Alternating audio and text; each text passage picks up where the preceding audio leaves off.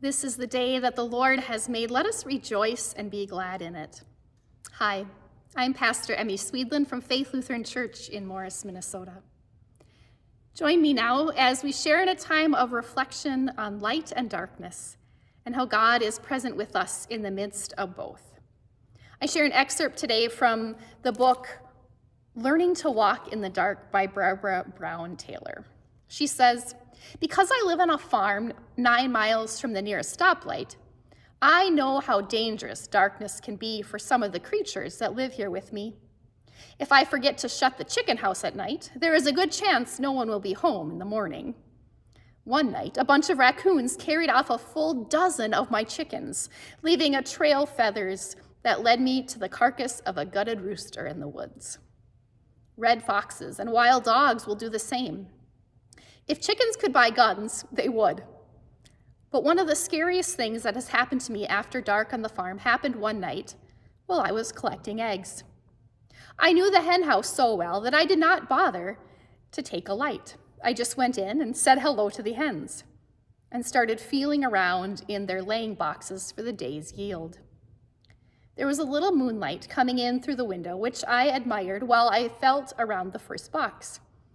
I found 3 eggs, a perfect handful. After putting them in my apron, I stuck my hand in a second box and felt something cooler than hay. Maybe it was a piece of plastic that I had gotten baled by mistake.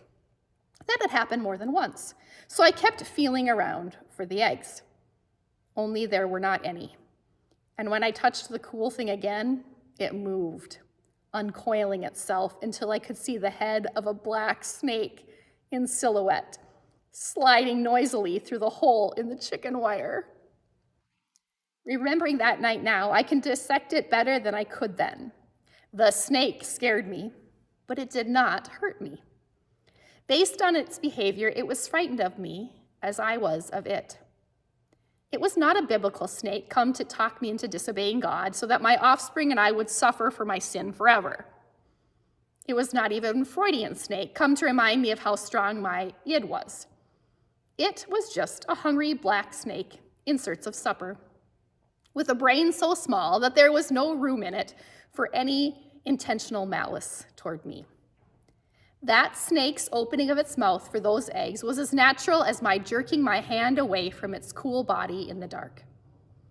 Everything was my invention, made all the more vivid, because I could not see."